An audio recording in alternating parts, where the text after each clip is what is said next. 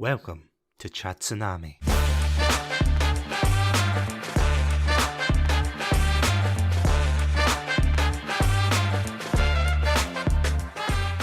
Hello everybody, and welcome to the finale of Season 3. My name's Satsunami, and joining me for this 20k play celebration, can you believe it, is none other than the one and only Andrew.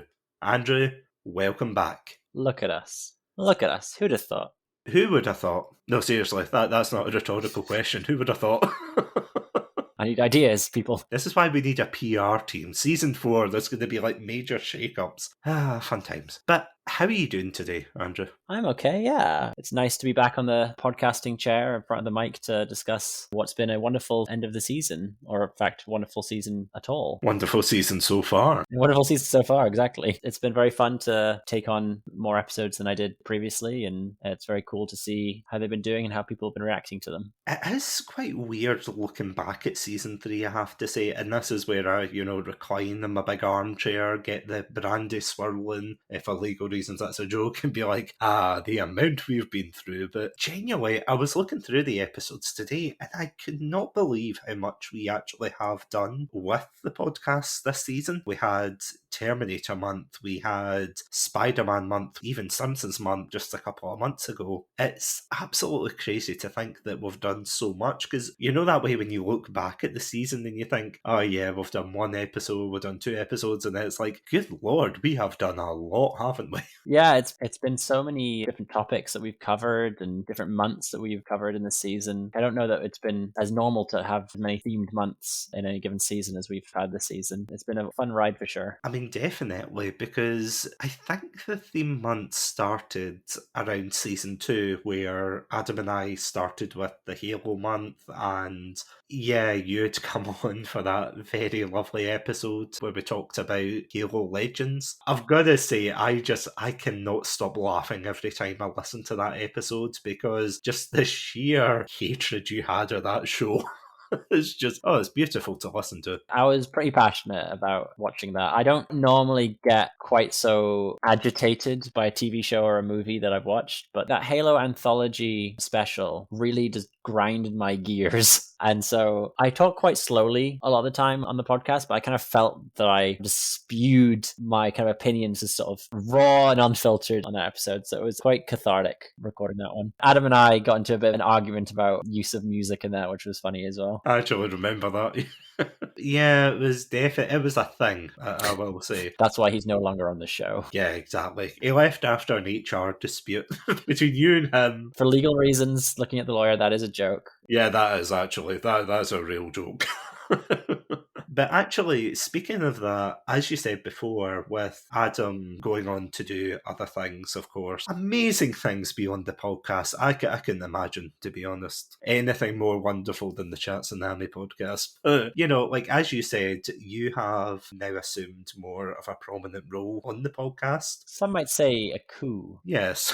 The coup is complete, I should say.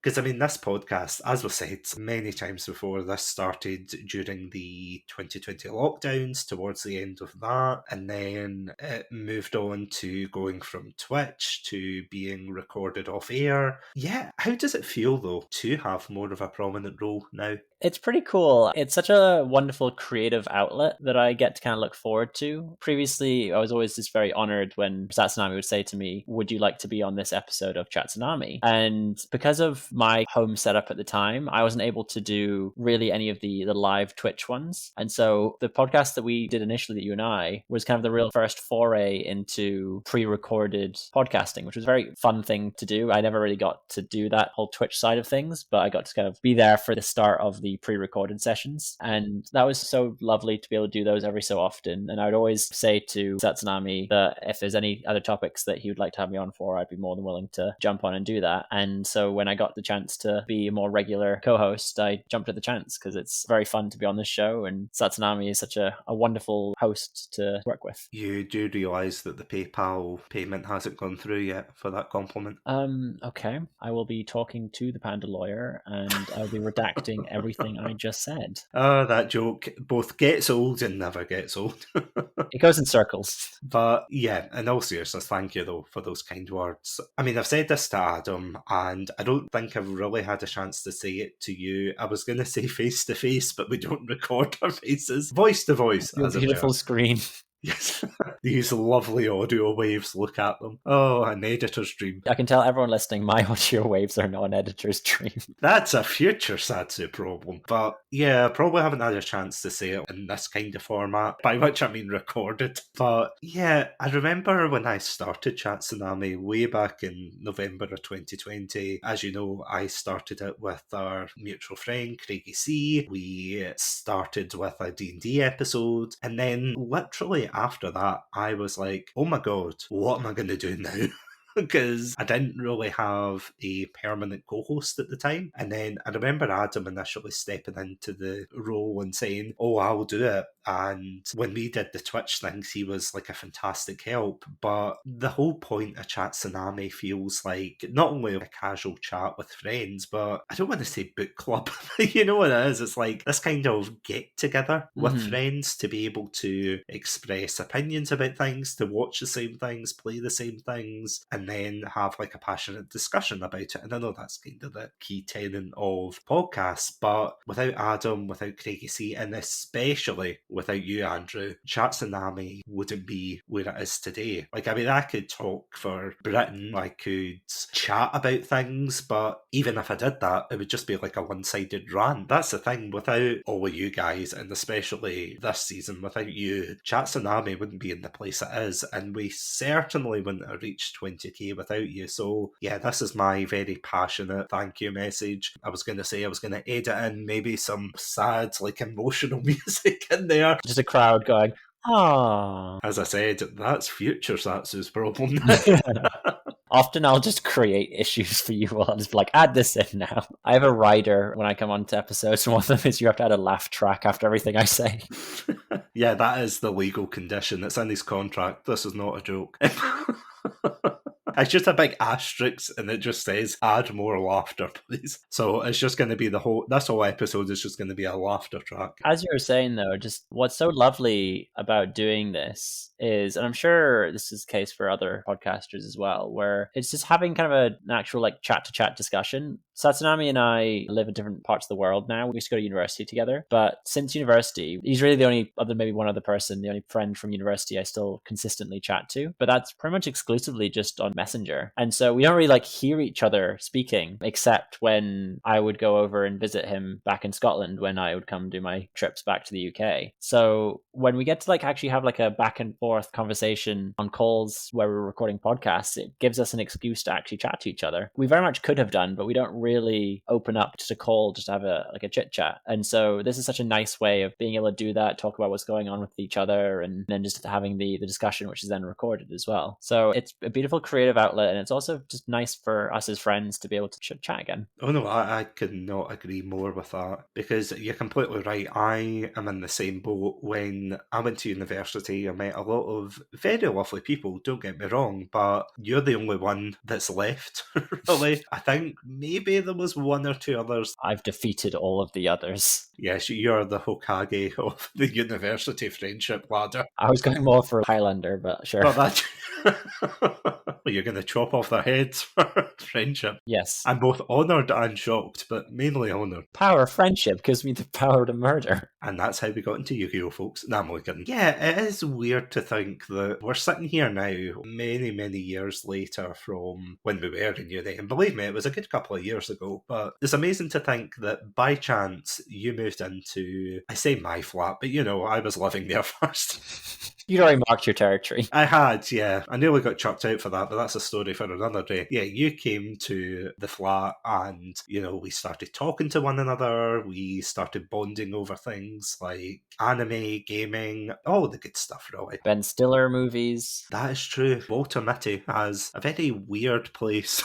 I was going to say special, but just weird place, because I can't remember anything about that movie. The skateboard and the stuff we created, like the Blorgen Bucks, or they're called. Oh, Oh, the Blorgan bucks that he needed to pay for his trip and things, yeah. Because we used to stay up quite late. I know, surprise, surprise, students staying up late in the school night. But we used to stay up late and watch anime, films, all of the good stuff really, like TV shows. It was just such a fantastic experience. And it definitely made university a lot brighter, I have to say. Not that university was over, well, except for classes, but no surprise there. We don't But talk about classes at university. we don't talk about them. But going back and then being able to be like, oh, we've had a hard day, let's just, chill out on the couch, let's just snack. Yeah, there was a lot of snacks and a lot of baking, because we definitely got into baking during university, didn't we? I kind of just got into cooking in general in university, something that I hadn't really ever done as a kid. Like I did home economics and my parents kind of taught me a couple of things, but I was very much learning how to survive by myself when I went to university, because what a lot of North Americans listening won't be aware of is in the UK, you don't really have paid for food as part of your residence. A lot of the time they won't have to cook themselves. They won't have like a communal kitchen. They'll just go downstairs to the cafeteria that's like in their accommodation building and they'll just buy some food. And that isn't really a thing in the UK. You do have to either learn to cook or, for the lazier individuals, get a lot of ready meals or takeout. Who would get a lot of takeout? Oh, I don't know. Cough, cough.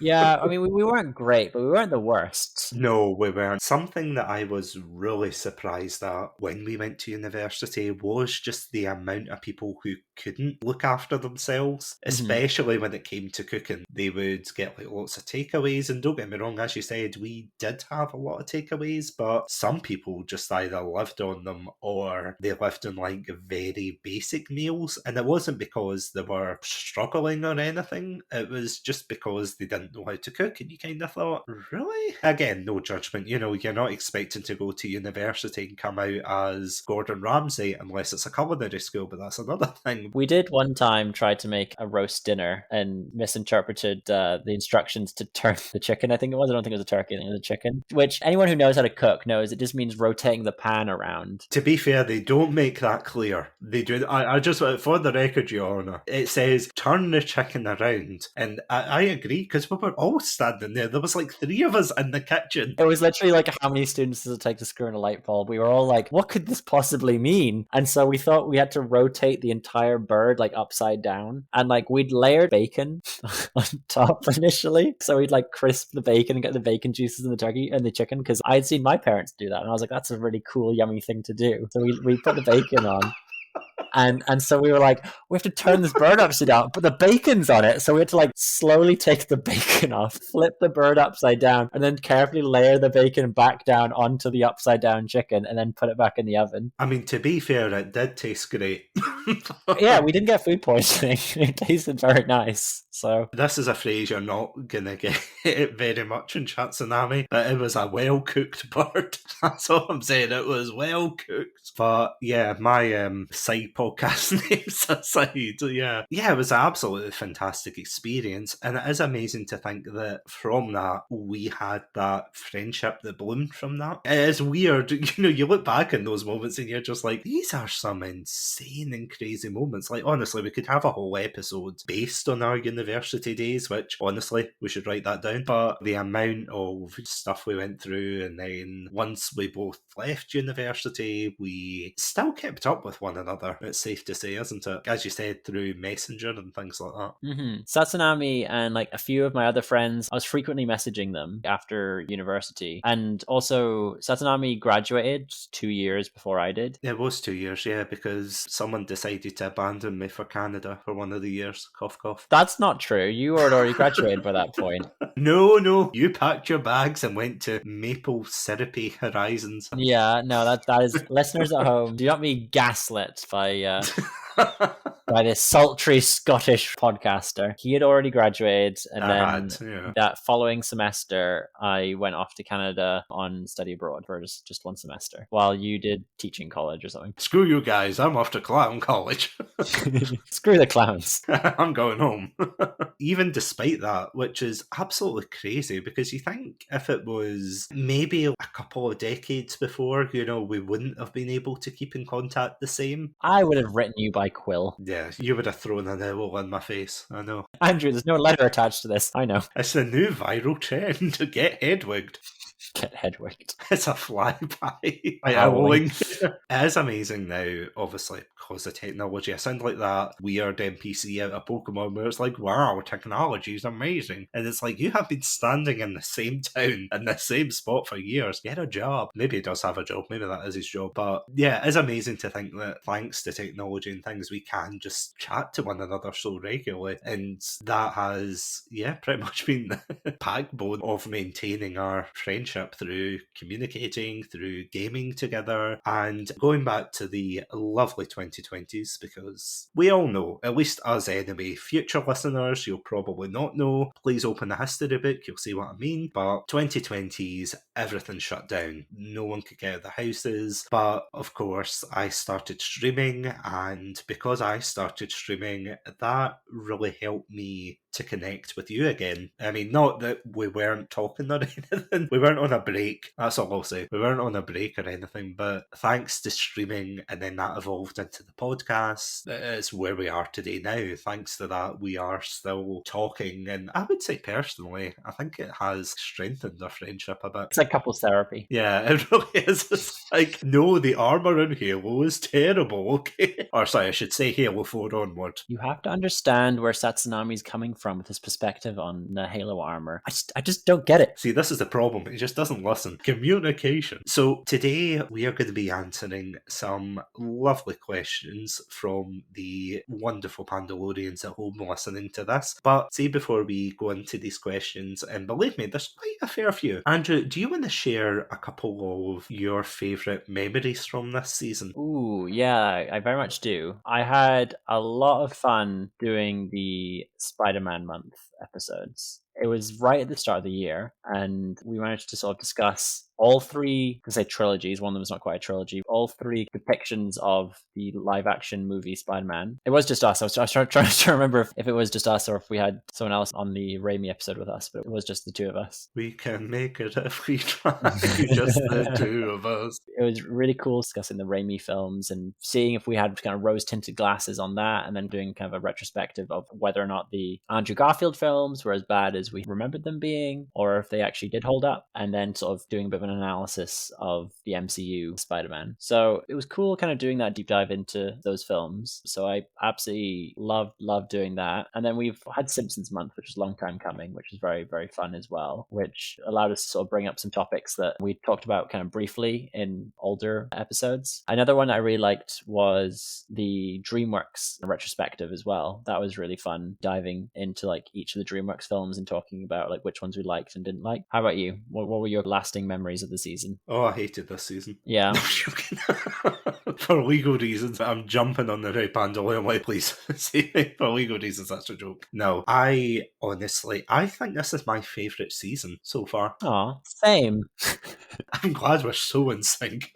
I like all the ones with me, especially. Don't listen to the other ones, but the ones with me are great. I mean, there are so many good ones that I could choose from, because usually at the end of a season, and this is something I've kind of started after season 2, is re-releasing episodes. So having like a best of, a kind of highlight reel essentially, just showing off the best episodes. But this season, I really struggled trying to find episodes. Genuinely, they were all absolutely fantastic episodes. I couldn't believe it. When I was going through, I thought, oh, I'm so lucky, because next month, of course, in September of this year, there are 5 Fridays. So it means that we get an extra episode to throw in. So I thought, okay, that makes it easier. No, it doesn't, because we've got the Minion Memes episode, which was just so unexpected, but such a fun episode. We had Terminator month, of course. I had that very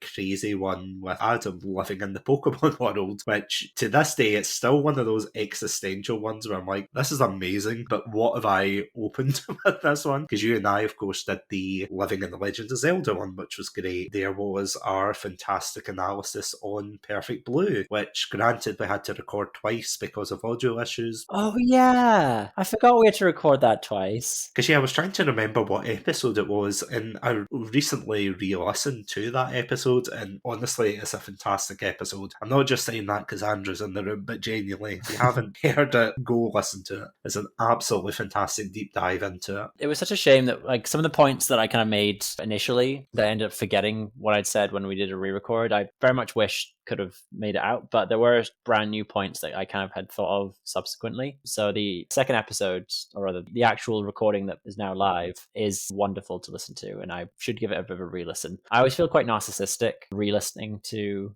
old episodes that I've been on, but it's also quite fun to listen to older episodes and sort of hear thoughts that you had that you kind of hadn't thought about for a year. My favorite one to re-listen to, I think, is the Beyblades episode. Oh, that is so good, that one. I think that was season 2, wasn't it? That sounds right. I was going to say, was that our first Chatsunami episode, but that was Death Note. Death Note, I believe, was the first one, yeah. We've not actually done a proper Chatsunami in a while. We did Perfect Blue, I guess. Yeah, it does count, but it's yeah, you're right. I think Beyblade was our only first and last. We'd kind of come up with this idea as a concept, and only ever did one episode for it. Yeah, where we would either watch the first episode and last episode of a series, or play the first game and the last game of a series. Yeah, you're right, we did have loads of ideas for that, but it's fallen through for now, but it's definitely something that I think you and I could revisit.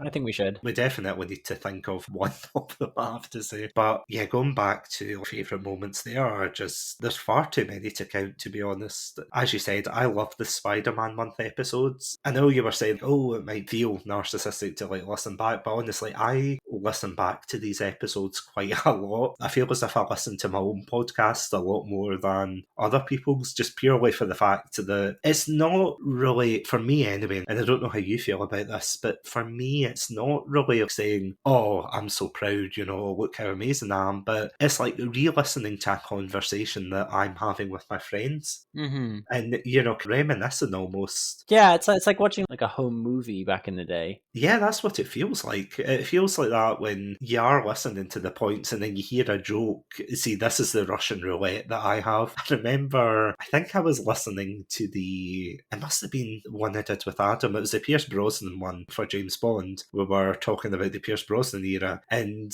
there's a couple of moments in that where I completely forgot some of the jokes or comments that he came away with, and I'm standing in the middle of Aldi's trying not to laugh when he's making these jokes. And it's the same with, the Beyblade episode, especially See Halo Legends. People must have thought I was crazy, because you had said something about, I think it was the second episode of that series, where it's the art style's all smeared. You know those drunk goggles you can get? Like you're watching it through that. It was the most horrendous visual experience. Because I just remember you coming away with a comment and just absolutely losing it, because I was taking my dog out for a walk and I lost it. And then people are looking at me as if, why is he just suddenly laughing out of nowhere? And I'm like, I swear to God, if you listen to my podcast, you'll find out why. I did the same thing when I was in the supermarket and was re-listening to an episode. I think it might have been when it just initially came out, to be honest. It wasn't a re-listen. And I heard a conversation we were having, and I just burst out laughing again in the supermarket, and I felt so self-conscious. Because as you laugh and then you look around and you go, oh no, oh no, I'm sorry. Well, it's because also when people see someone wearing headphones, they typically think they're listening to music. People don't expect you to then start laughing. It's always the ones that you forget, though. There have been a few that you've come away with where I've been listening to it, and then all of a sudden you just come away with something and I just start bursting out laughing. And then my dog looks up at me, my partner looks up at me, everyone in the vicinity looks up at me, and I'm like, I'm sorry. I'm just sorry. It was a really funny joke. But of course, this season as well, I've been doing a lot more interviews as well, trying to connect with podcasters, which I know you listened to one of them recently. You got a shout out in quite a few of them, I have to say. I'm an influential kind of guy. I did not enjoy the shout out I got, though, in that more recent one I listened to. I think it was the Myth Monsters one where you talked about my Chris beating us on the Halo episode. Oh, that was so funny. For anyone who doesn't know, and if you want to watch the scene of the crime time, as it were, go to our YouTube channel for gaming, Chatsu Plays. We've got a compilation where it was yourself, me, Adam, and our very good friend Stephen, and we all played Halo 4 together. And there was one moment where I was chatting about something and you went off for a snack, but you forgot to mute your mic. And it's just, I was talking about something stupid like the Muppets movie, and you just hear this crunching in the background. Well, it wasn't that I forgot to mute my mic, it's that I thought that the switch turned my mic off, but it didn't. And so I was so just like, yeah, I can just chomp on these crisps while we're playing Halo. We were recording it on, like, I think it was on Twitch. It was, yeah, it was live. Yeah, so just people live just heard me just munching on crisps. And like the worst thing, whenever everyone talks about like what's the worst thing, and when someone's like on Twitch or podcasting or whatever, it's like lip smacking or like eating something, and I committed the cardinal sin. And that's why you're only back now. Yeah, it took me a while to be invited after that. A lot of legal drafts had to be written up for that. No eating during the podcast. But speaking of, I was going to say, speaking of cardinal sins, now I'm only kidding. Speaking of moving on, shall we start answering some questions from the lovely Pandalorian listeners at home? People listen to this? I know, surprisingly so. But yeah, without any further ado, we have put out some, well, we lit the beacons, as it were. We lit the beacons on every social media app available. We went to Threads, for God's sake. We went to Twitter or X or whatever you want to call it. Musknet is probably by 2025. Craigslist wasn't very prosperous in terms of questions. Yeah, no, surprisingly. Except that one guy that turned up and now he won't leave my garden. That was me. Satsu found me on Craigslist. Craigie C's list. Craigie C list, exactly, with the boombox. So, I mean, who won in the end? Still not me, but anyway. So yeah, we went to Instagram as well. We had it on a website. We went everywhere, just asking for questions from friends, from other podcasters. So, without any further ado, are you ready to answer some questions? As ready as I'll ever be. Okay, the first question is from the police. Where were you on the night of... No, I'm only kidding. Probably go do that as a joke. I will speak to my panda lawyer and my panda lawyer alone. The one without any pants. No, legitimately, if you look at that image, he's not got trousers. We need to get him trousers and a name, but that's a story for another day. So here's the first question. Our first question comes from the You Gonna Eat That Crust podcast, and they say, why was your episode about Edith Finch so good? And do you think if I started doing a Scottish accent on my podcast, the numbers will increase? Also, congrats on your pod. You guys are amazing conversationalists. Well, first of all, thank you so much for that amazing compliment at the end. There actually have been a few people that have complimented us on that. Really? No, for real. I know, I was shocked too. But, you know, people have turned around and they said the mark of like a good podcast is when a listener wants to interject their opinion into it and be like, oh, I think this about this topic, or I think that about that topic. And obviously, you're listening to recorded audio. It's a one-way street. You get to hear us, but we don't get to hear you. It's the real limitation of the platform. Exactly, yeah.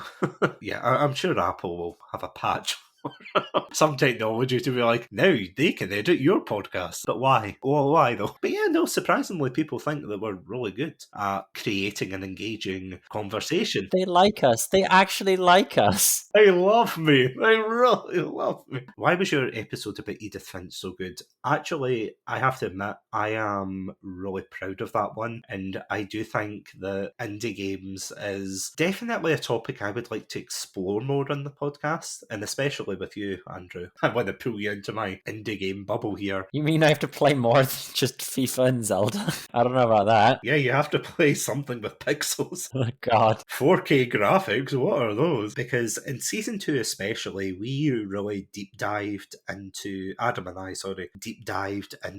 lot of indie games. So we talked about Papers, Please, Return to the Obra Dinn, the amazing To the Moon series. We talked about Kind Words. And one of the games that I was not expecting to love so much was Edith Finch. Have you played Edith Finch before? I have not, no. I did listen to your episode on it, so it feels like I played it. I would wholeheartedly recommend it, because it's one of those games that you play the first time and you think, it's okay. A walking simulator, it's alright, but I honestly have 3 pages of notes just on the game alone being like, no, I noticed this and I noticed that. And it was such a fun episode. So, first of all, thank you so much for just saying that it was a good episode, because it is one of the ones I'm proud of. But for the second one, what do you think of this? If they start doing a Scottish accent, will their numbers increase? I don't know. Maybe I should start doing a more Scottish accent, and then we can like experiment to see if it changes in terms of our analytics. What, just go full tourist Scottish? Oh, Like I hi, the did new. there? Yeah, I'll start talking like this in the podcast. I don't know what that was. I thought that was Welsh for a second.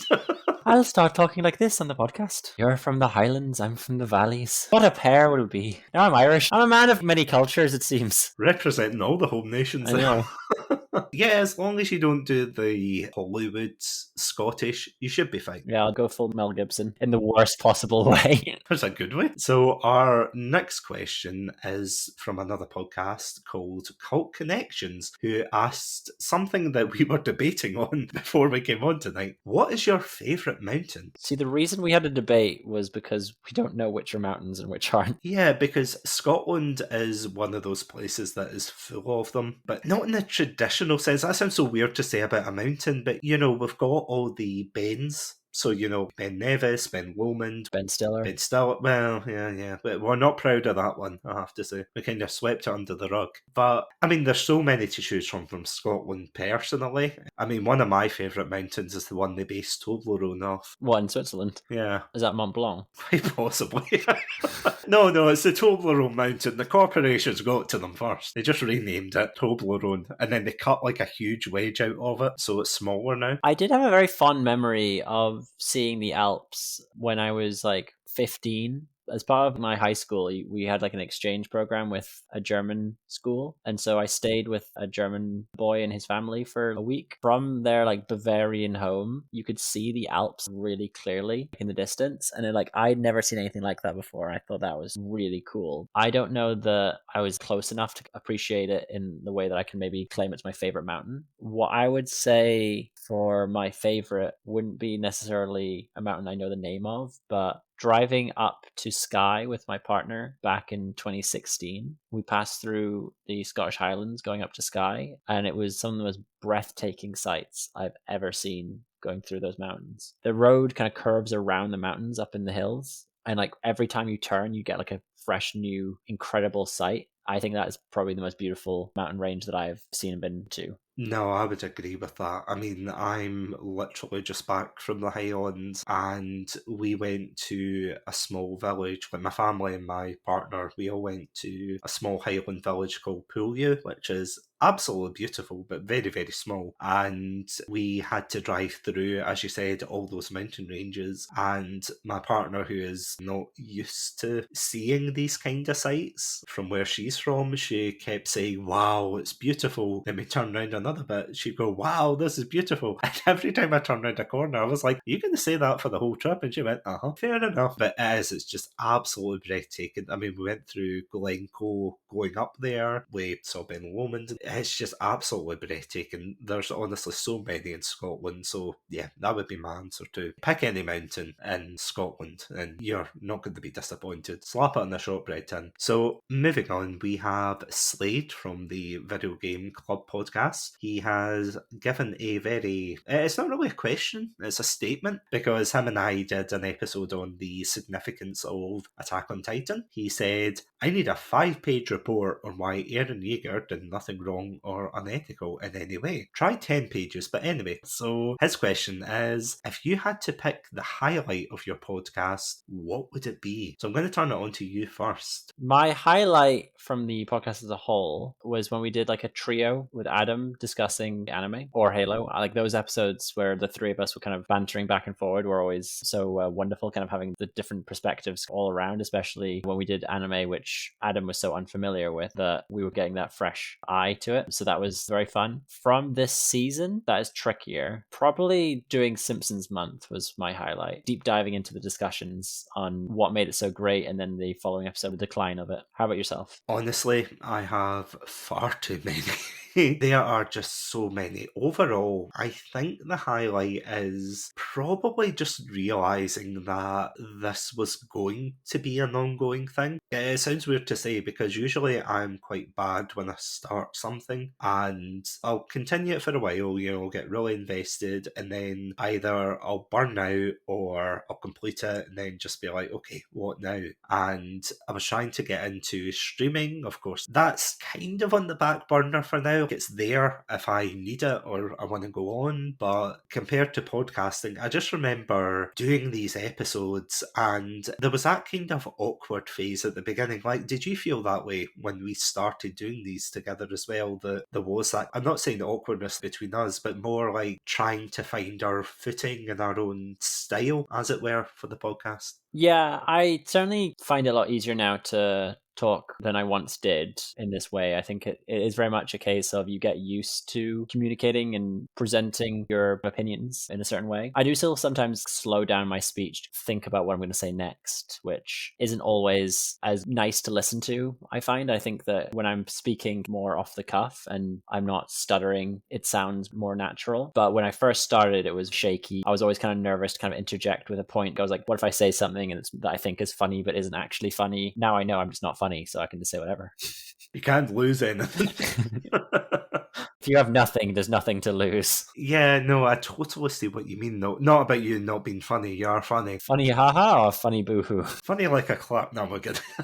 Yeah, I totally get what you mean, though, because at the initial stages, I've said this to Adam before, and I spoke about this briefly on our 100th episode celebration, that it can be quite awkward at the very beginning, and this is like a call out to all people listening to this and thinking, should I start a podcast? Shouldn't I? You are going to get those awkward couple of episodes at the beginning, and I mean, we did 50 episodes live on Twitch, and don't get me wrong, for the most part, they did go really well, but that way it's like it's always room for improvement. And you and I, of course, did a couple of episodes pre-recorded. We did the Star Wars Clone Wars ones, and it was just trying to kind of fit in and trying to decide how we're going to do this, how we're going to structure it, what we're going to talk about, what's our time limit, blah blah blah. Just hearing that you and Craigie C and Adam wanted to do this with me, because I know it sounds weird to say, but again, going back to that quote we were saying, I love it, I really love it, but it is true. It felt so nice having this almost, I don't want to say refuge to be dramatic, but it was nice to have this communal thing that we could all work on and,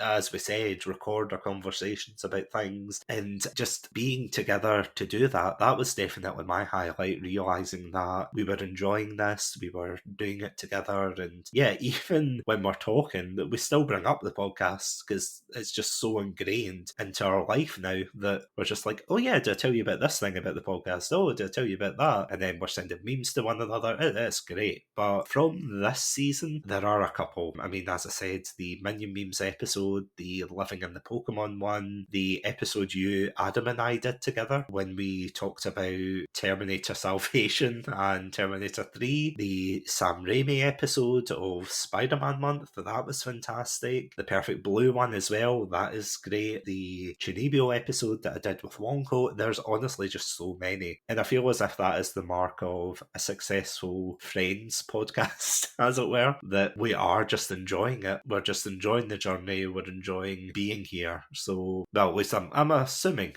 you are, and you're not just being polite, but... Yeah, I've been humouring you for the last 3 years. See, that's a good thing about a audio-only podcast. You're just nodding in the background, like, So the next question comes from a very good friend of the channel, Space Shrimp. I swear to God these are real names. Who says... You're just AI created all these questions. I have actually, yeah. ChatGPT. Is it ChatGPT? Chatsub GBT. You know what? I have to end the episode now. That was perfect. So actually it's got 3 questions. So we'll go for the first one. Face reveal when? Probably not anytime soon. I'll post my face. Yeah, no, you're fine. You've posted your face. Everybody knows what you look like. I don't know. The thing is about Chatsunami is I definitely want it to be more focused on the content, if that makes sense. I've always said you're the Banksy of podcasting. I just draw a red panda and then bugger off. I'm like, what the hell? Yeah, the only difference is they don't sell my horrible stick figures for like £1 million. But yeah, I feel as if with Chatsunami, there's a lot of podcasters out there, and honestly, just think of any mainstream podcast with a celebrity or, Joe Rogan or whatever. Their face is everywhere. Their face is the branding. You're coming to that podcast for that person. But for me personally, Chatsunami is, and this is going to be sentimental, apologies, but it's definitely more of a communal thing. It's about talking with friends, talking with people from all different kinds of backgrounds and things, and I absolutely love what Chatsunami is becoming and what I hope it will be in the future. I don't want my face on there. I don't want a vector image of my face and just saying Chatsunami underneath it, because as much work as I do for the podcast, as much editing, recording and things, I don't want to be the face of the podcast. I don't want to be. So, yeah, to answer that question, probably not anytime soon, but I wouldn't rule it out, as like a one-off, because the thing is, if you get popular, it's right, isn't it? Like, eventually someone's going to find your face. Mm-hmm. If someone pays me enough money, I'll just leak it. Yeah, you probably will. Just the uni days. It's like, you son of a bitch. Next question. If you were in the world of Attack on Titan, which military branch would you join? Or what job would you otherwise have? I feel as if, ideally, and this is going to make me sound like a wimp, I would definitely say the military police would be the ideal one, but I would most likely be one of the garrison people that gets chomped by a Titan on day one. What about yourself? I don't remember the names of each one, but like I'd probably be one of the ones that just like works on the wall. Yeah, I think I'd probably just work on a wall and fire cannons down at 12-foot tall Titans below. If I was like not part of the military, I'd probably be like a baker or something. You know what? Let's just open a bakery in the Attack on Titan universe. Open wide, and the big Titan mouth, he's like stuck like a loaf of rye in there. That's the thing, just fire an undercooked loaf of bread. Although, like, it would get stuck in their mouth, so they wouldn't be able to eat you, but then you would need a bigger loaf. We're gonna need a bigger loaf. But yeah, no, that's a fair shout. So next season, we're going to be talking about living in the Attack on Titan. Well, actually, that would be a fun one. I'm surprised you haven't already done that, to be honest. I know, I really need to make that a sub-series, because, as I said, I did it as a one-off joking episode with the Pokemon one, and then I had so much fun with it that I did the Living in the Legends of Zelda universe, and then with our very good friend Robotic Battle Toaster, again, real name, or real username, we did one on Living in the 40k universe, so yeah, we need to do a lot more, because it's just so much fun to do. Final question though, what does your Sonic OC look like? Andrew, the floor's yours. He's really black, like my soul. He has 2 guns and a machete. He wears a cap sideways, not like backwards, because he's not like Ash Ketchum. He wears it like sideways. He has a piercing, but he won't say where. And he just doesn't care what you think. That's just like your opinion, man. Yeah, for legal reasons, I'm going to opt out of this question. Did you ever have an OC when you were younger? Like, you don't have to obviously go into details. You never had an OC, not a Legend of Zelda OC. I don't think, maybe like Pokemon. I would create like a Pokemon trainer that I would like embody, I guess. And like I'd create like new Pokemon, which I guess would count as OCs. This is Lion Door. He's a lion Pokemon, because at that point there were no like lion Pokemon, unless you count Arcanine, but I always think he's like a dog. Oh, Lion Door. Literally a walking pair of doors. Just doors that look like a lion. Oh my god, Nintendo, get on that. Like the like the knocker on like a door that like sometimes Yeah. it looks at a lion, like a lion face. Oh my god, I want to catch it now. And in that segue, to avoid the question, yeah, one day we'll do an episode on Sonic OCs, because it's actually a really fascinating topic to deep dive into. My good streaming friend Wisteria Moth and I actually discussed this. We talked about how they're kind of a comfort to a lot of people growing up. It's like if they're not as socially assertive or anything, or they're not wanting to talk, they just want to keep to themselves, like Sonic fans, I mean, and then they create these OCs. It's a very fascinating discussion. Definitely go check that out. But the next question we have, and it's more of a statement, is from another podcast host, Marissa Eikenberry. Apologies if I butchered her name there. She says, "Congrats on the 20k plays. Thank you so much. So the next one is from Dan from Casting Views, and he has two questions. The first one is, what is the best game series ever, and why is it Mass Effect? I've never played Mass Effect. I played the first one, thought it was alright, but it's one I need to sit down and invest hours into. But I'm assuming your answer would just be Legend of Zelda.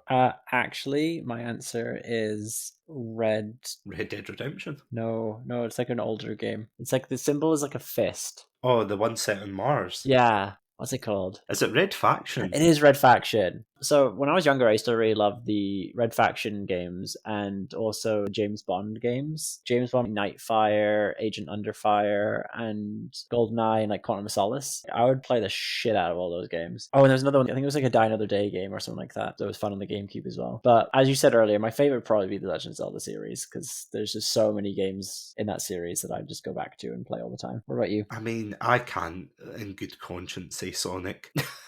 Really can't. You know, I feel as if all of my favourite series have gone downhill. You know, you've got Sonic, you've got Halo, you've got Call of Duty that has the boys in it now for some reason. And I don't mean literally boys playing it. Kids do play it. I don't know. To be confirmed. Definitely. Probably Pokemon. And the only reason I say this is because despite it getting worse and worse over the years, it hasn't died off yet. And you've got to admire that. You've got to admire something that just won't die. By your logic, FIFA is the best game ever. Yeah, by that logic, Coronation Street's one of the best shows of all time. Because it just doesn't die. Anyway, next question. This question is very much a hypothetical. It is, if you could only ever have a game released in a certain game world, what would it be? So in this one, I think what Dan means is, if you could have one game world within every single genre of gaming, what game world would you choose? Probably Pokemon. Yeah, see, I thought that as well, because I was trying to think when we got this question. I mean, Pokemon is very adaptable. Mm-hmm. I can't imagine there being like a Sonic chess simulator. I mean, Legend of Zelda could possibly, although then again, you did have the FPS game for it. I kind of liked Link's crossbow training, though. Is the I thing. know you did. I mean, I've never played it either, so I can't poop on it. I'm sorry. So our next question comes from the Cancelled for Maintenance podcast. Now this is a good one. If you could pick two movie series to have a crossover battle, what would they be? That's a toughie. I guess it kind of depends like what you're looking for, or rather what I would be looking for in terms of what I want combined. Combining the martial arts from The Raid might be fun against a horror movie kind of aspect. So if you had The Raid versus Jason or something like that. Yeah, having The Raid versus Ip Man would be pretty cool, I think. The only other alternative that you could possibly have here is Starship Troopers X Bugs Life. I like that. Nice. There's probably fan fiction out there of that, and not in the good way. For listeners' context, I also made a joke answer. It's been edited out because it was too controversial. That's your controversial podcast there. Yeah, that's my controversial view of the day. Moving on. The next question comes from Learn German Through Music podcast, who asks, when are you going to do an episode on The Expanse? Now, this is something I was saying to you before we came on tonight. I haven't seen it, and I don't think you've seen it either, but it does look interesting. Yeah, I've heard it's quite popular, but it's never been something that's really crossed my periphery in terms of stuff that I'm keen to watch. So if enough folks respond to this and say, oh my god, you guys are really missing out, you have to check out The Expanse, then maybe we'll tune in and try and sort of see what it's about. And then if we like it enough, maybe we'll do an episode on it. Absolutely. So he had, from the Illegible Scribbles podcast, has quite a few good questions. She asks, how do you feel reaching your third season so far? Honestly, it feels a bit surreal. As you say, it's surreal. It's pretty amazing that the podcast has lasted for as long as it did. I mean, that's not to say I didn't believe in your capabilities, but just that like a lot of the time these kind of things are only temporary. So it's really cool that we've had the audience to tell us that they've enjoyed what we've been doing, and we've enjoyed doing it enough to keep going. We can talk for Scotland and Canada, so it gives us a platform to do it on. It feels weird because these seasons aren't short by any means. These are like full 50 episode seasons. And the reason for that is because the last episode we did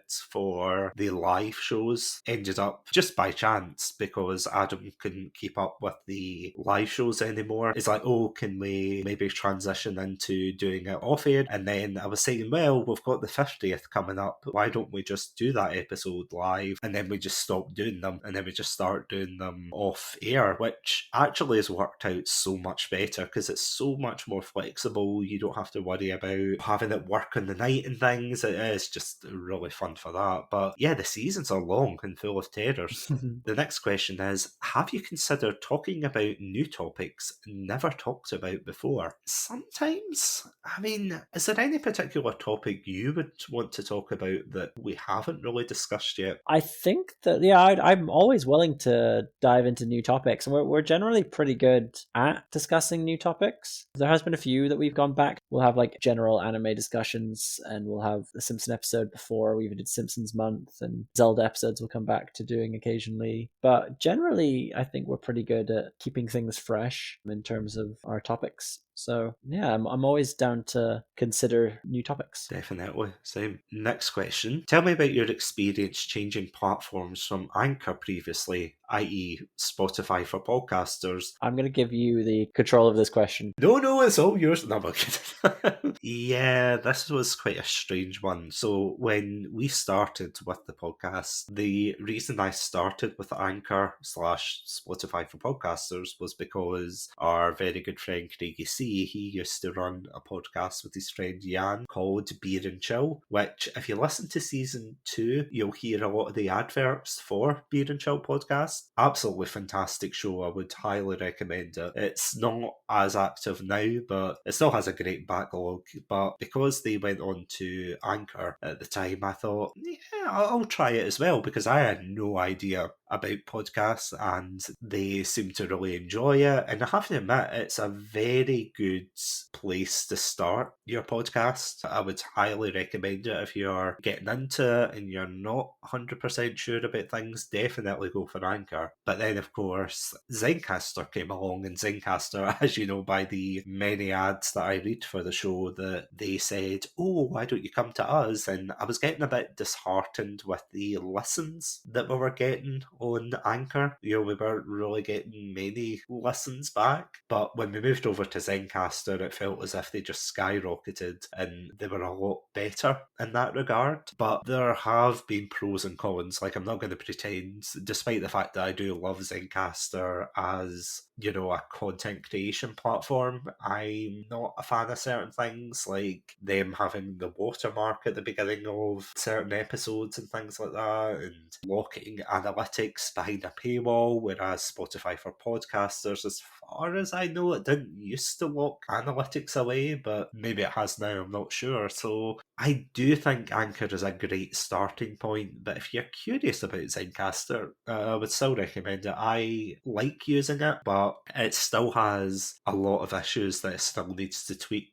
before I would say, oh, this is the best thing ever, this is the one you should 100% be going for. But it's still a great program. So that's my answer. The penultimate one is, what advice can you give podcasters who want to quit because of the lack of plays or audience interaction? I don't know if you feel the same way about this, Andrew, but I feel as if podcasts starting out are going to be slow burners unless you have a following before you go into it. It's one of those things where if you're going in for engagement and listens and whatnot, then you're going to be disappointed. You have to make what you enjoy making and keep going if you enjoy making it. If you're not enjoying making it and the listens are poor, then you maybe need to think about either doing something different that you do enjoy, like within podcasting, like a different style of podcasting that you might enjoy better, or think of something else. I'm not going to say that if you're just doing it for listens and you aren't enjoying it, you should just keep going, because that's not going to be fun for you. And you probably could do something you would enjoy instead. Not to discourage anyone from podcasting, but it's not going to be for everyone.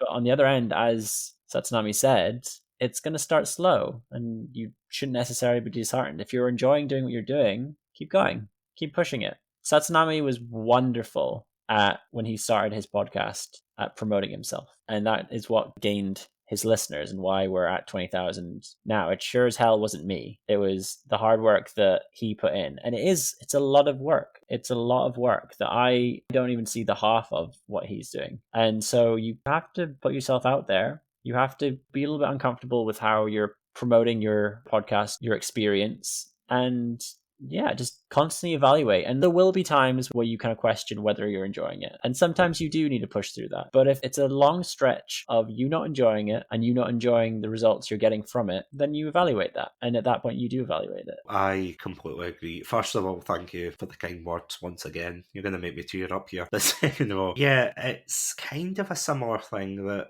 again, I've talked about this in the past in other episodes about content creation, and especially with my experiences doing Twitch streaming. A lot of people get quite, and this is not just for podcasting, not just for streaming, but every facet of life where you put your all into something you really enjoy, but then you see someone that it looks as if they might be putting in half the effort, or they're not as talented as you think they are, and they'll be, I don't know, doing something and they'll have hundreds of thousands of views and things, and you'll latch on to the negative aspects of that and be like, oh, I'm just as funny as them, oh, I'm just as ruggedly handsome or whatever. But at the end of the day, you definitely, first of all, if you're starting to feel like that about other podcasts, definitely take a step back from it. Take a break, take a hiatus, take as long as you want. Because a lot of people think that podcasting is an easy thing. It's not. It really isn't. Like, people say, oh, podcasting is one of these things that you just switch on the mic and you start talking, which in a bare, basic way, that's completely right. That's all you do. You switch on the mic, you record yourself, boom, done. But as you were saying, Andrew, things that I have to do, I have to promote my episodes, I have to talk to other creators that want to come on, I kind of get feedback from them, I ask them, oh, what are you doing for your show? What's working? What's not working? I have to juggle with all of the social medias that I've got on my phone now. We kind of half joked on that, but it's true. You know, we're on Instagram, we're on Twitter/X, we are on Facebook as well. I gave it a go. We're on YouTube as well. We're just in so many places. We've even got our own website, podpage.com/Chatsunami. And yeah, there's just so much to do. And that's not even including the legwork, because Satsu stands at Buchanan Street handing out flyers every weekend. that's true. I'll probably do it for Edinburgh. The Fringe is on next week, so I'll just be like, here you go, listen to my podcast. Yeah, just take a train through to Edinburgh. What's the worst that could happen? But I mean, between advertising and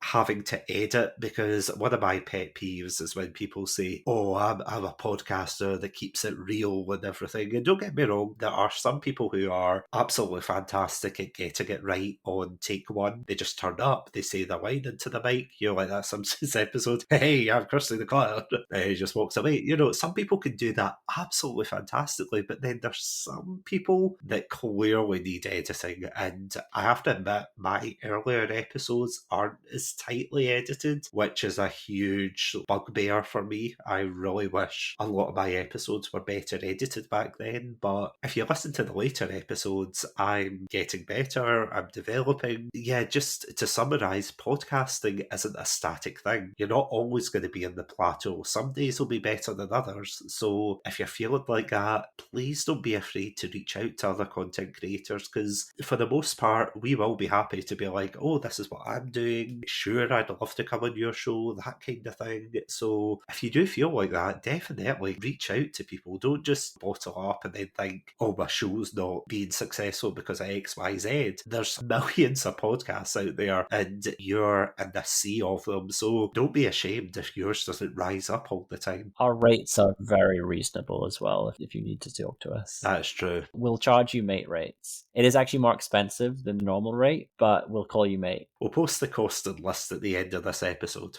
so don't you worry. Andrew will appear at your birthday party for What, dressed as a clown or just in general? just in general. I'll just rock up. No one else will know who I am. I'll just be like, what's up? It's like that meme, no one knows I'm a co-host of Chatsunami. And the final question, what are your favourite podcasts you enjoy listening to and learning from? So I bring them up quite often in episodes. but my real inspiration for podcasting is the Wisdom and the Bruiser podcast. They were the first podcast I ever listened to, and are consistent in that I've continued listening to them this whole time since 2016, I believe. So that, which is when I started listening to podcasts, and 7 years later, I'm still listening to them, which I can't say the same thing for a lot of other podcasts, whether they stopped doing their stuff or I lost interest. They were consistent. And then a more recent one, and I say more recent, no, it's still a few years ago, would be Talking Simpsons podcast. They do two. They do Talking Simpsons and What a Cartoon. And they are very good at doing deep dives into the making of episodes of The Simpsons and just episodes of other cartoon television programs. So that's very educational. And Wisdom and the Bruiser also do very fun, more comedic style deep dives into a variety of topics, from cartoons and nerd media to sometimes more general topics, such as they did one recently on Barbie, and they've done some on like different rock bands and whatnot. A lot of times sort of comedy based as well. Like they did one Tenacious D recently, and you learn so much from these episodes, and you get a good laugh from a lot of them as well. So those are two that I listen to frequently and try and not necessarily emulate, but learn from. And I recommend folks check them out if they've not already. This is kind of an ironic thing, but I never was much of a podcast listener before I got into podcasting. Don't touch this stuff. Yeah, exactly. Yeah, you don't listen to your own supply and all that. But I've really got into listening to a lot of people that I have interacted with to support them. A good couple of months ago, nearly a year now, wow, like I think it was 8 months as of recording this episode, I took part in a group project organised by the absolutely fantastic Dawn from Scottish Murders podcast, and she did a fantastic job of organising all of these Scottish podcasts to come together and basically collab with one another. So it was absolutely fantastic collabing with them, getting to know what kind of things they talk about. There's honestly so many that we've either mentioned here or I've met during my journey. As I said, with Craigie Seas, there is Beer and Chill, there was Casting Views, there's Nostalgic, What's the Script, Review It Yourself, the Chris podcast with Myth Monsters,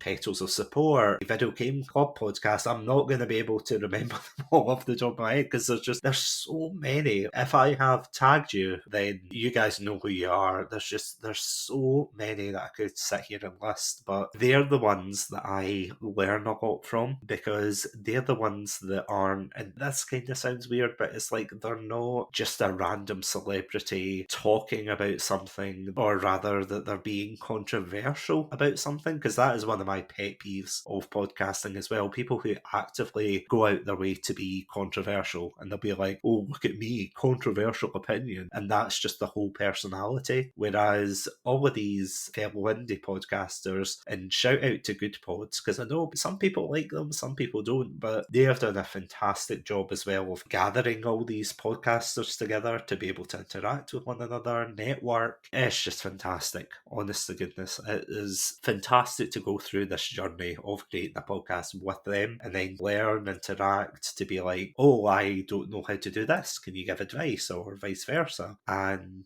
yeah, I just think they're all absolutely fantastic. But there are so many that I could genuinely mention. There was also Bring Your Own Popcorn, Opinionated Lushes. Honestly, far too many. The next question we've got is from Mark from the Time and Space podcast, an absolutely fantastic podcast. He asks, what would today's Chatsu say to past Chatsu if you could travel back in time to when you first decided to start a podcast? Oh, now before I answer this, I'm going to turn it on you. What would your future self say to your past self? What would I say to past Satsu? Have Andrew on the podcast more.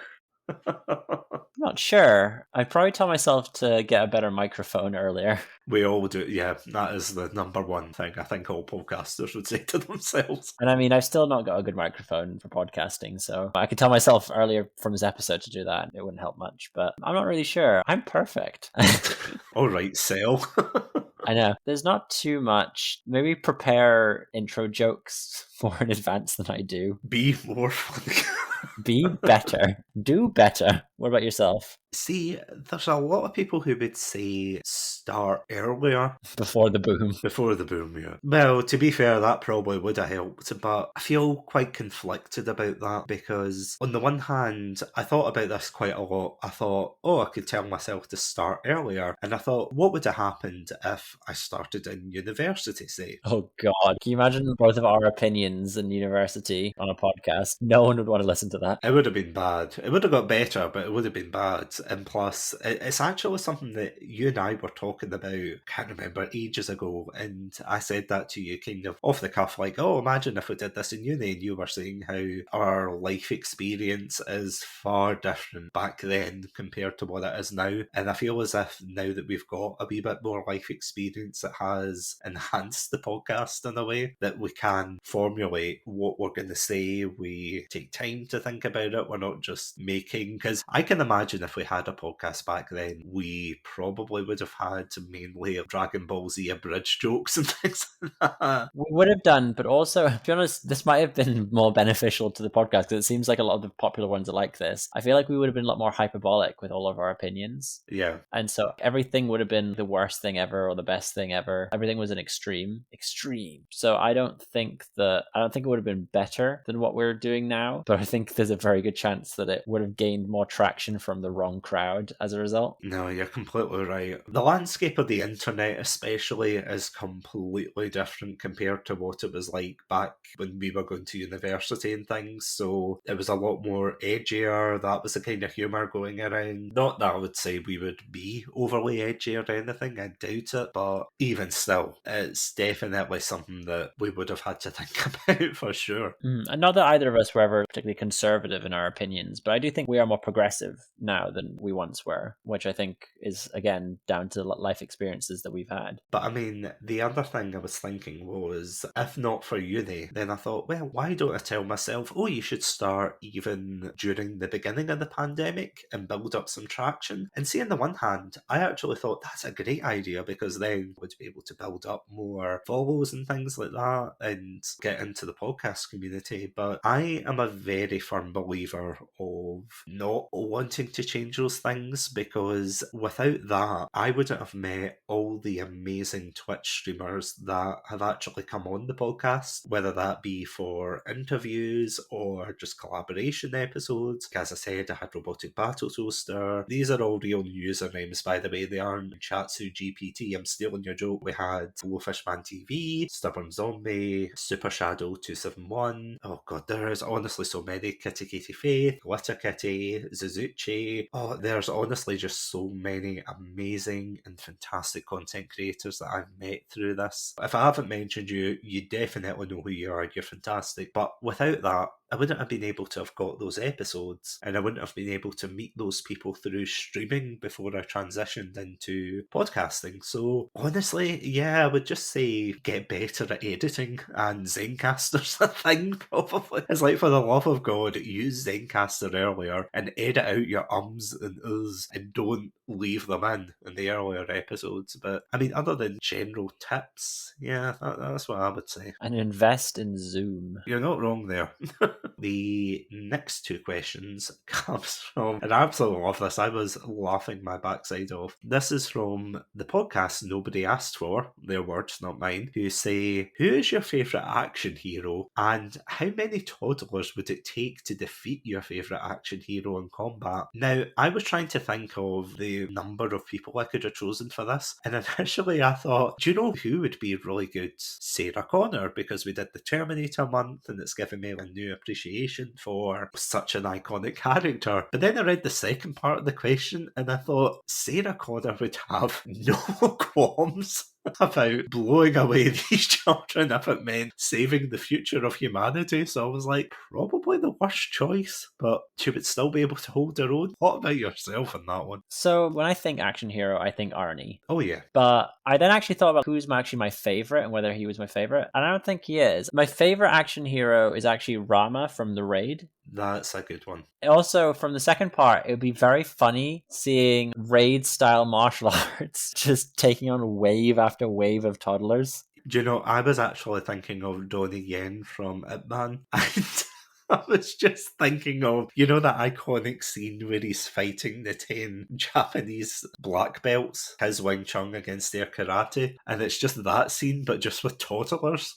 That would not end well. Well, the thing with like Ip Man, Donnie Yen Kung Fu, it's very methodical. It's almost like beautiful to watch. Whereas the Indonesian police martial art is such a brutal martial art. And so it's just all elbows and just like breaking people's like backs over things. So it would just be absolutely horrendous watching toddler after toddler just getting punched in the face and elbowed and that kind of thing. Do you know, funny enough, there was actually a school at a place I used to work at. Up the road, there was a school for, I think it's Sila or Sila, I can't remember the pronunciation, so apologies, but the martial art of the raid. Initially, I was tempted, and then I thought, I'm going to get my ass kicked. There's 100% no way I'm going into this club to get my ass kicked by. It's different if it was Wing Chun, because Wing Chun, the one that Donnie Yen uses in Ip Man, that is a lot more, as you said, methodical, and it's quite slow paced and everything. It's really beautiful to watch, but yeah, no, I'm not getting beat up by an Indonesian martial arts style. I mean, there is Jackie Chan, he is absolutely fantastic in his earlier stuff as well, but kind of Drunken Master versus... I was going to say the Drunken Master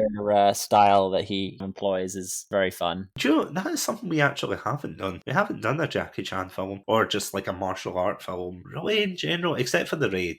I wasn't on the Raid episode. I know, I'm sorry. I know, I still bitch at you for that. I introduced Satsu to the Raid, and then I see he uploads an episode on the Raid, and I'm like, you son of a bitch. I'm sorry. I just signed that clip from South Park. I'm like, sorry. Moving on. So, Seismic Cinema Podcast asks, if you could have a full-time celeb co-host, who would it be and why? P.S. I'd still rather Greenie, which I thought was nice. I'm assuming that is a reference to yourself, Andrew, GreenShield95, of course, being your username, but I actually don't know for this one, because this is the thing, and I think maybe it's because I have been so invested over the years in content creation that I'm very wary of like the whole parasocial relationship thing, where I'm like, I don't know if I want to say, oh, this celebrity's my best friend, I'm going to get them on. And I know I'm thinking too much into that, but I don't know, I like my friends. My friends are the real celebrities, okay? I know you joked about it, but it's true. Yeah, I think it must have been off mic that I joked about that, about me being the celebrity. But I don't know. There's no one that really sticks out, I would say, that I think that person, I definitely need to have that person on. Or Nicolas Cage. There's one person I have to have on. I mean, yeah, he'd be quite fun. I think he would be fun. But is there anyone you would have? Nicolas Cage was actually the first one I could think of, just because of how interesting that would be to have regular kind of opinions from him. Oh, actually, no, sorry, backtrack. There is one person I just thought of there. Henry Cavill. If I had to choose one celeb, and the reason being that he is apparently just a massive nerd, and I am all about that. He would also bring in a very interesting demographic. What, the Witcher people?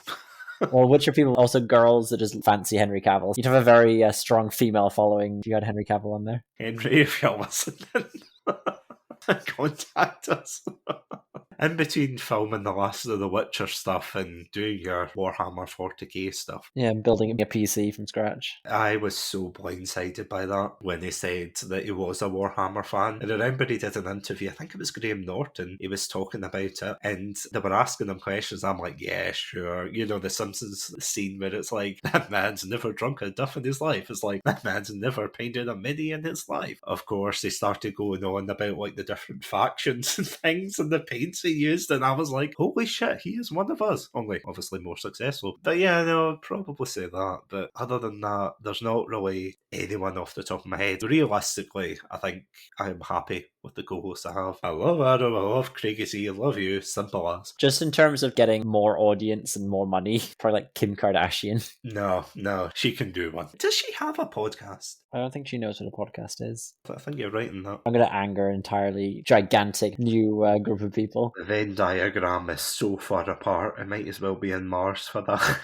Chatsunami fans of Kim Kardashian. If any listeners here are big Kim K fans, please let us know through some threat that you send online. Yeah, actually, please let us know. Not because, we're going to backtrack and say we're sorry for insulting your Lord and Saviour, Kim Kardashian, but I'm actually curious. I'm like, is that a thing? Are there people who are fans of Kim Kardashian and Chatsunami? My mum was very confused when they became famous because she was like, aren't those an alien from Star Trek? Yeah, see, I have to admit, when I started watching TNG and Deep Space Nine, there are a race called the Cardassians, but everybody makes that joke now that they're famous. It's like, oh look, keeping up with the Cardassians, and it's just like these lizard alien people that have just photoshopped over them. We don't not know that they're not lizard people. I mean, true, that's true, but moving on before we do get sued. Our next one comes from a friend of the channel who has been on one of the episodes, Wonko the Sane, and he has asked quite a few questions. So the first one is, the average Chatsunami episode is around 1 hour 15 or so. How much time is spent trimming, editing and polishing your podcasts until they shine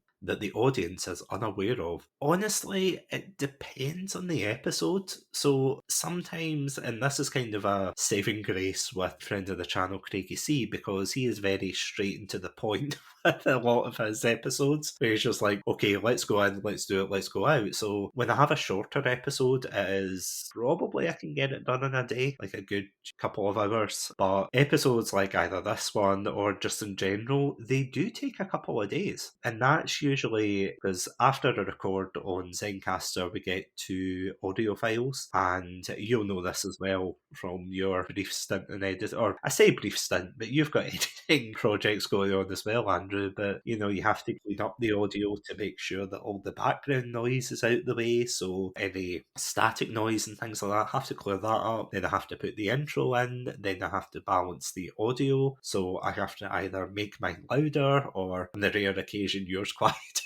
You have to balance it and just make sure it sounds okay, that it's not really, like one of those old films where it's like the dialogue's really quiet but the action's super loud. So it's trying to do that. Then I have to cut out all the repetition, the ums, the ahs, the breathy noises, the mouth noises, which I never realised I did so much until I started this podcast. So yeah, it definitely does take a couple of days. I mean, I could probably sit down and do it in a day, but it's just quite tiring as well doing it, because it's not like video editing. For example, earlier I mentioned our gaming channel, which we will be trying to upload more new content onto it, but right now we are in the process of uploading old content from our old Let's Play series, T-posing, and what I've started doing is compiling a lot of those videos and uploading them, and it's a lot more fun to do video editing because there's something visual there. You can cut and you've got more going on, but when it comes to Audacity, you've just got audio waves and things. Like, do you feel the same way? It's a very lonely process of just trying to figure out how the audio waves can work to your advantage. Like, I'll often have to sort of shift things around so that you start a sentence at one point, then you kind of stumble through something, and then sort of cut that bit out, but like make the end of it transition with the start of it, so it all sounds more seamless. That side of things can be a bit tricky, and like just making sure everything sounds natural. Occasionally you'll slip up and it will sound a bit jarring, but yeah, hopefully the analogy that is often used is like swans, where it looks so beautiful above the water, but below the water they're kicking as hard as they can. So the next question is, which Chatsunami episode defied all expectations and was a surprise hit? Conversely, which episode do you think did unfairly poorly? For me personally, and I don't know how you feel about this, but for me, the Chunibyo episode was a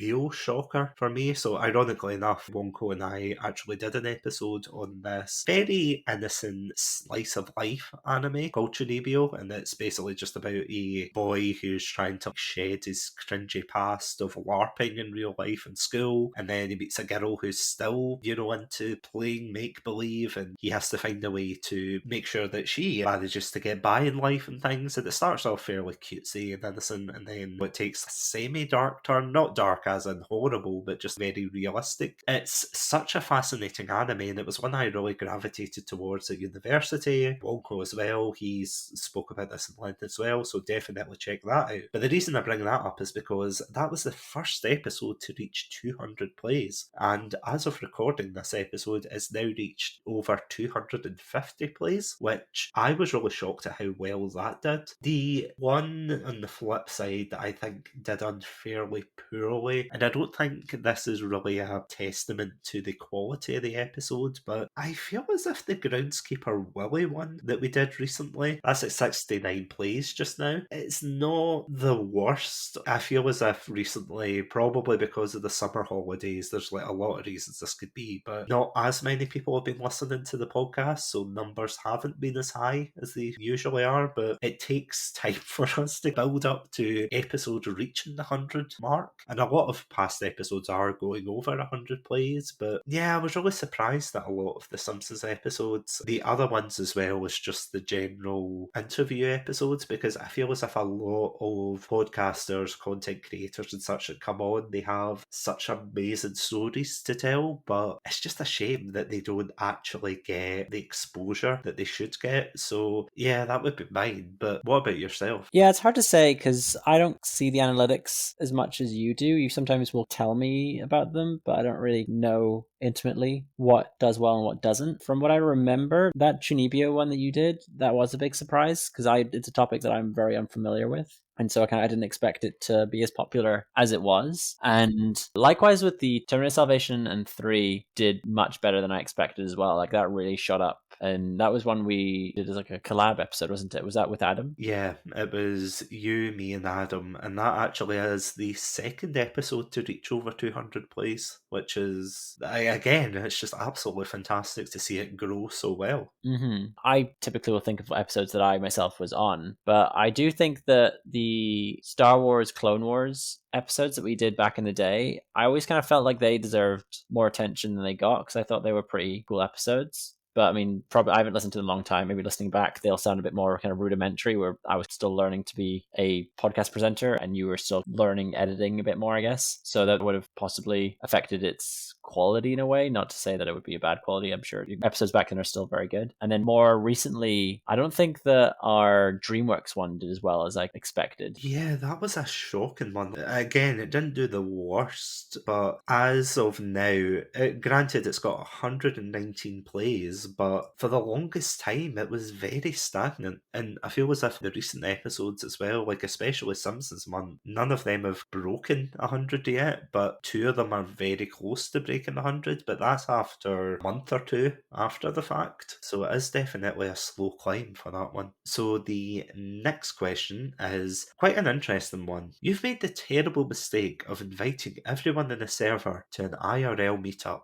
and everyone showed up. Everyone is nervous, and you have to break the ice by giving everyone a completely random fact about yourself. For example, I raised llamas for 15 years, I was bleeped out in the French news report, etc. What random fact do you throw out there? The one I go to for these kinds of icebreaker fun fact about yourself questions every time was that I once worked in a zoo. It was for part of my Duke of Edinburgh award, and it was only for 4 months. But yeah, for every second weekend, I would go to a local zoo and feed animals and help with handling sessions and that kind of stuff. That's a pretty good one, to be fair. For me, I suppose the book one's quite a good one. Although, does it sound too egotistical to be like, oh, I wrote a book? No, because you did. Because I did.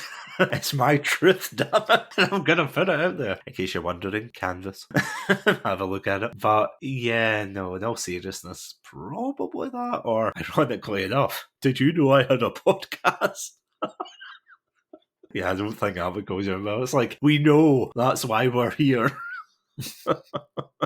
So, next couple of questions. They're quite short, so we're going to blast through these and speedrun them. So, first one, Andrew, what's your perfect Saturday afternoon? My perfect Saturday afternoon would be sitting on the couch with my partner, watching football in the morning, having a nice lunch out together, and then watching something together on the couch when we get home, having a lovely dinner, and then playing some Legend of Zelda together. Minus the Zelda and the football, same.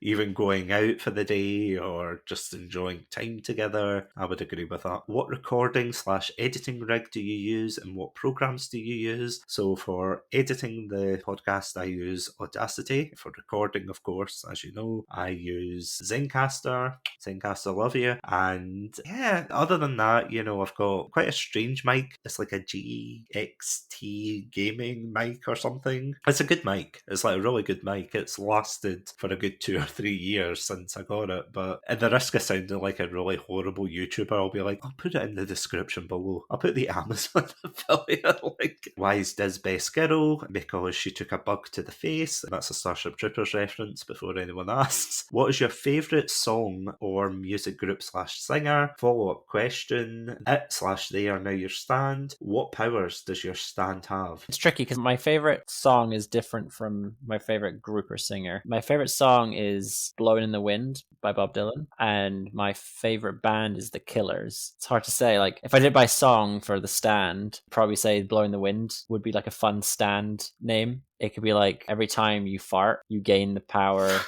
to blow someone away. I'm sorry, what? Because like in JoJo, stands will often have conditions placed on them, a bit like Hunter x Hunter. It increases its power based on a specific set of circumstances, and so like... Yeah, but I don't remember Dio having a far off with Jotaro. Maybe he hadn't thought of that. Maybe he was one step ahead of him and he had a fart power. You know what? I'm going to allow it. For the sake of the runtime, I'm going to allow it. Hey, I know nothing about JoJo, so you're lucky I was able to pull whatever reference I could. Okay, that's fair. For me, you know what? I'm going to go with a meme answer here. I would say Crush 40, who are the band that used to do the Sonic Adventure music and Sonic Adventure 2. They did all the old music. Yeah, what powers does your stand have? I wish it would be something like super speed or something it would give you, but to be fair, it would just be a ghost moaning, saying that the last Sonic game wasn't as good. And the only good Sonic game was the original one for the Mega Drive. So it would be the worst stand ever, but that's my fault for choosing it. My stand is Green Hill Zone.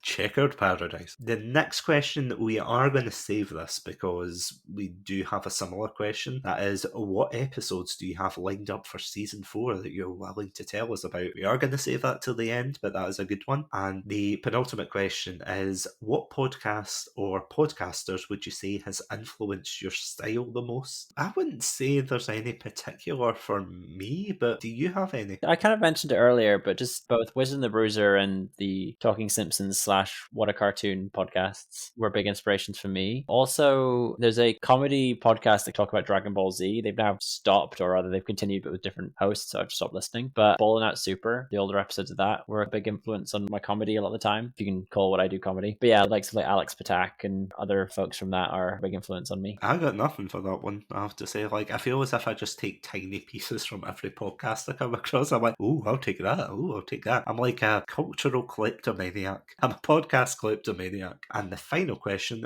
this is quite interesting actually. You talked in length about Groundskeeper Willie and Scottish representation across games, series, and films. Who is the most genuine Scot in pop culture? Scrooge McDuck. I can't actually argue with that. That's the perfect answer. Moving on. I mean, he's miserable with money. I mean, he's a duck. All Scottish people are actually ducks. It's true. In an audio-only podcast, nobody knows you're a duck. Quack, quack. Or, as they say in duck language, it's my first day. Quack, quack, quack. Those are penguins. I know. The penultimate person we've got is the Two Girls, One Reusable Cup podcast, who has asked, quite possibly the spiciest question, what is your most controversial podcast opinion? I assume what is meant there is like controversial opinions about podcasting. I guess I would say that my controversial opinion would be that there are a lot of people with podcasts who shouldn't have them. Honestly, I can't argue with that. Personally, I feel as if everyone has the right to a podcast initially. Everyone deserves a voice to be heard, but when you use that platform to either A, spread hate, or B, be a dick about every single thing and be very gatekeepy, then you have to ask yourself the question, why are you here? Why are you saying all these things? The only other controversial one I've got two, so I'm going to give you a 2 for 1 here. 2 controversial opinions, 1 podcast. podcast. So the first one being, for God's sake, if you're going to be quote unquote real with your podcast and saying it how it is, there is no shame in taking out the silence in between things or the mouth noises, or if you decide to eat in the middle of your podcast. That is one thing that does irritate me when I see that phrase, keeping it real. And 9 times out of 10, it's either something that's going to be A, controversial, or B, it's just not going to be edited. Keeping it real sounds like something Poochie from The Simpsons would say. That's exactly what it feels like. When are we going to get to the podcast? But I've actually had people reach out to me in other podcasts and they seem lovely and they're like, hey, your vibe matches ours. We'd love you to be in the podcast. And I'm like, oh, that's really cool. Thank you so much for considering me for this podcast. And then, of course, I get onto their page and they were very political. That's all I'll say. And not in the right way. Well, maybe in the right way, but, not in the right way. Morally right way. Satsunami, there is no right way to think of a political opinion. Everyone has a right to their own opinion. And at the end of the day, that is the most legally acceptable answer that won't get us cancelled. I'm being the diplomatic one for once. The only other thing I probably would say is there's a very annoying trend that I see quite a lot where people try to use themselves as not the main authority, but they'll say, oh, I've got so many followers and everything, and I think you should do this in your podcast, and I think you should do that in your podcast. Which, see, if you're giving your opinion about something like we are, you can take our opinion with a pinch of salt. If you want to follow what we say, if you disagree with it, you are perfectly free to disagree, to agree, but we're never going to force you to say, you should do this, this is the right opinion, and so forth. Satsu might not, but I will. That's true. Yeah, watch out for Andrew. But at the same time, though, there are so many people that I've seen, and maybe this isn't controversial, but there's so many people I've seen saying, oh, I'm doing this, and I've got millions of followers, and blah, blah, blah. Oh, you should do this. This is how you get successful. But I mean, it applies to streaming as well, and it applies to podcasts and all content creation. You're never going to get a one solution fits all kind of thing at all. Everyone's going to be different. Podcasts are going to be different as well. So just stick to what you know. And if that doesn't work, do what you enjoy. Don't feel as if you have to follow a set guideline from people like that who are like, you have to do this or else you're not going to get successful. If it's obviously common sense, then that's different. Like, have a good mic or something. That's not going to shake the ground. When someone's like, you can't tell me what to do, or welcome to our podcast. Welcome to my podcast. I'm recording through a tin can. All right, David. So the final set of questions we've got is from the Drinks and Things podcast. So the first question is, what's been your favourite episode? Honestly, as we said before, there are so many. For me personally, there's the Minions one, there is the Edith Finch one, the Terminator 3 and Salvation one, the Sam Raimi one, Living in the Pokemon World, I love that one. There's been so many. Perfect Blue as well, as I said. The Beyblade one's great. The Halo Legends one is great. I could list so many. Absolutely love them. But what about yourself? Is there any one in particular you would say, this is my favourite? They're like my children. You can't make me pick. I think any parent would disagree. Yeah, I mean, a lot of the same ones you've mentioned. The Perfect Blue one is a particularly poignant. That's a very interesting one. Going back, there was actually an episode on Princess Mononoke that Adam and I did without you a long time ago. It was a very lovely episode. It didn't have quite the same flow that a more well-formulated Satsunami-led episode might have, but I think it was a good discussion. The Beyblade one was so fun to do, and so was the Halo Legend one. And then just from more recent ones, just any kind of Simpsons discussion was very fun, and the Sam Raimi episode was just so fun to talk about. They all have been absolutely fantastic. I know you joked there and said it's like your children, but it really is, isn't it? And maybe I'm getting existential here, but you don't think of them as episodes, you think of them as memories. Next question, what's your favourite character from a game? Well, clearly Andrew's is Sonic. I mean, can't be any other, surely. Actually, my favorite character is Ratchet from Ratchet and Clank. Ratchet's nobody's favourite, and you know it. Again, for legal reasons, that's a joke. Any Sony fans out there, I apologise. I like the little rag guy from Little Big Planet. Well, it's Sackboy. That's the one. I mean, for me personally, it has to be Big the Cat. Genuinely. No, of course not. That's my meme answer, of course not. Favourite character from a game? I don't know, I would probably say Sonic, just purely because of the nostalgia factor. But what about yourself? Would you actually go for Link? It's hard to say. As a character, he isn't particularly interesting, but I always just thought of him being so cool that like he's my favorite character to play as because of the abilities he has, and I adore his aesthetic. So I mean, I don't have a better answer of character-wise who I enjoy more. I guess I'd have to say Link. So what you're saying is Link by default. Pretty much. I mean, I'm also not enough of a gamer to have a huge enough catalog to come up with a better answer. See, there's so many characters that I can think of off the top of my head that would say, oh, they were great characters. I mean, John Marston from Red Dead Redemption. Joel from The Last of Us would be like a good answer, I Yeah. guess. But like, I didn't actually play that game. I mean, if I want to get a real tearjerker, there's Dom from, of all things, Gears of War, which is Fast something and Furious. Fast and Furious as well. Well, much like Gears of War, there was a family there until there wasn't, but we don't speak about that. I mean, even with some of my favourite games, because I was going to say, like, in To the Moon, there's so many good characters in that I could have picked. There's just so many. There's honestly so many. I know that's just such a cheap answer to be like, oh, there's so many characters, but there really is. There's been decades of gaming out there that you could easily say, that one, that one, that one. And especially since gaming has become more cinematic over the years, you could definitely point to any of them, but there's just so many to choose from. So the second last question is, how do you feel about hitting the 20k mark? Again, to borrow a phrase from earlier, it's a bit surreal. How did you feel about it? I feel nothing. You're just a stone cold husk.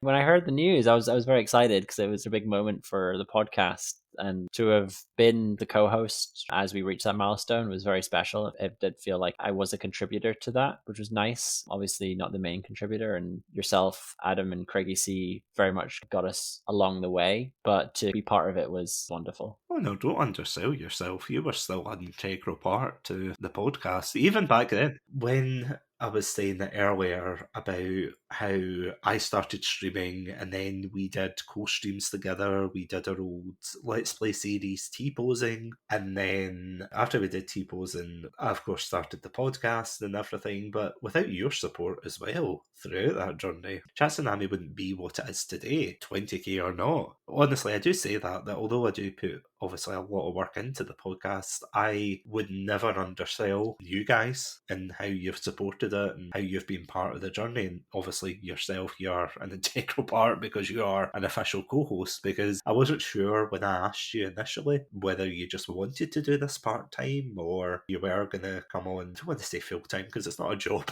I'm a contract worker, really. It'll be exciting to see what the next 20k gets us though. Money. So the final question is, any big plans for the future? And this ties in, of course, as well to Wonko's question, which was, what episodes do you have lined up for season 4 you're willing to tell us about? So I actually do have a lot of very exciting things to announce. First of all, we do have a new sub-series that we're still kind of working out the kinks for, where we're going to be getting more fan input from people. So this was actually inspired long ago by one of my patrons, Sonia, and I had asked her because she subscribed to the highest tier, and because she was at the highest tier, she was allowed to recommend an episode for us to do. And granted, it has gone down by the wayside, but as a result, because of her continued support, we're going to be doing her suggestion for the season 4 premiere, and that of course is the Mortal Kombat film, which is going to be a lot of fun. I'm going to be doing that with Craigie C, and going forward from that, I plan to do a lot of fan recommended episodes. So we might do it bi-monthly, we might do it once every couple of months, depending on how many suggestions we get, which should be interesting. And again, this isn't to advertise the Patreon, but if you want to sign up and go to that tier, then you can recommend topics to us directly. But the aim of this one is I'm going to be putting up polls for episodes that we're going to be doing and kind of ideas behind that. So if you want to contribute and vote on that, then we're going to have fan voted or fan suggested episodes every so often. So yeah, we've got that, which is going to be cool. We have also got a very new themed month, don't we, coming up in November.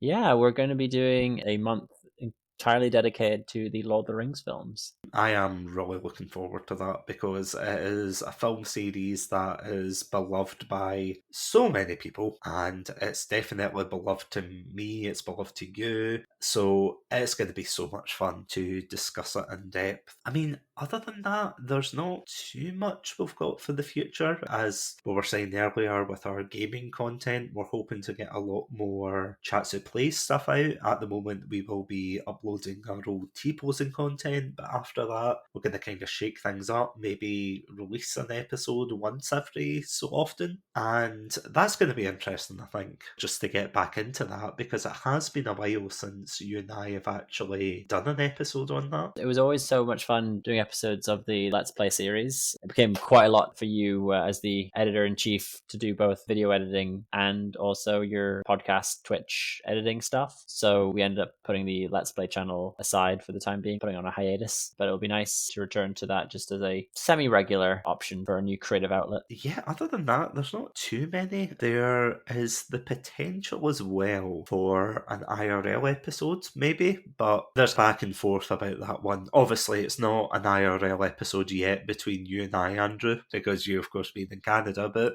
see, one day, I do think either a road trip episode or like a travel episode, I feel as if that would be quite cool to do. Yeah, for sure. I think that would be very fun. A couple of other things potentially for the future would be discussions with new people coming on. There has been discussions about maybe my partner coming on to discuss a topic that we're very passionate about. That's still to be ironed out. As was said, we've got the Lord of the Rings theme month coming up, and we'll have other theme months in the future. If there's any theme months that you think deserve attention, you'd like to make a suggestion, we're always open to that. A month of Christmas films is often the case for December, so you can look forward to that. And on a new channel, it's been in the works for quite a while, and we'll soft announce it just now, but we don't yet know when we'll release the first few episodes, is a D&D podcast that we've been working on. We've got a back catalogue of recordings, but they foolishly put me in charge of editing, so it's taking a bit longer than I would have liked to get them out. So hopefully in the near future, you'll be hearing that. Yeah, that's going to be an absolutely fantastic project. And yeah, I do feel sorry for you because the worst I've ever had to edit, not worst as in bad, but in terms of volume, or sorry, in terms of quantity, was 3 audio tracks. And now you, of course, have got 4 audio tracks to deal with. In my first ever experience of dealing with audio, we have been on many a call trying to work out what to do with certain bits, and me walking you through it, and then I'm just like, is that how you do it? Yeah, I had a semi-finished version of the first episode, and then I was like, what if I add background noises? What if I had a horse? I mean, pretty much, and that's kind of where we're at right now, where I'm just like adding in background noises to make it sound more complete. Yeah, it's just me with coconuts in the background. But yeah, I am really excited to see what the future of Chatsunami holds. Whether it is gonna plateau, whether it's gonna go sky high, whether it's gonna go down to Swanee because of our clearly controversial opinions on podcasting. Everyone sucks with me.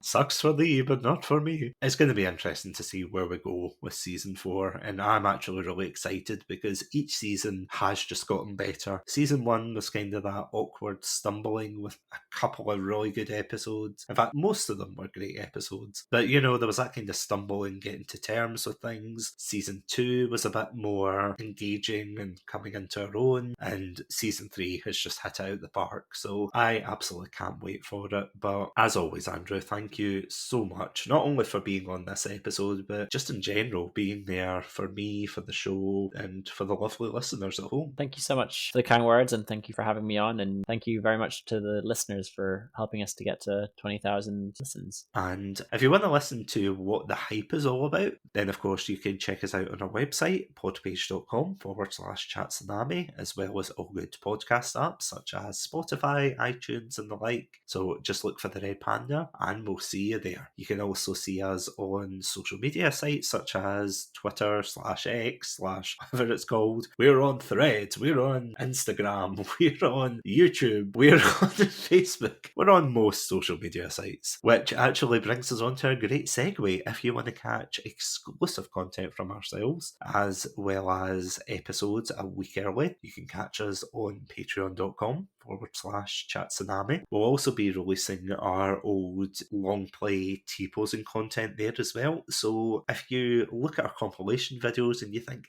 that is amazing, I want to see more of that Let's Play, then yeah, you can check out on Patreon when it releases. So just look at our socials for the announcements and yeah, keep an eye out. I also want to give one last season thank you to our lovely and amazing patrons, Robotic Battle Toaster and Sonia. You have been supporting throughout this entire season, so thank you so much. It is honestly so appreciated. I know I say it after every episode, but it genuinely is appreciated. But on that note, for the last time of season 3, stay safe, stay awesome, and most importantly, Andrew, do you want to finish it? Stay hydrated. Welcome to Chatsunami, a variety podcast that discusses topics from gaming and films to anime and general interests. Previously on Chatsunami, we've analysed what makes a good horror game, conducted a retrospective on Pierce Brosnan's run as James Bond, and listened to us take deep dives into both the Sonic and Halo franchises. Also, if you're an anime fan, then don't forget to check us out on our sub-series, Chatsunami, where we dive into the world of anime. So far, we've reviewed things like Death Note, Princess Mononoke, and the hit Beyblade series. If that sounds like your cup of tea, then you can check us out on Spotify, iTunes, and all good podcast apps.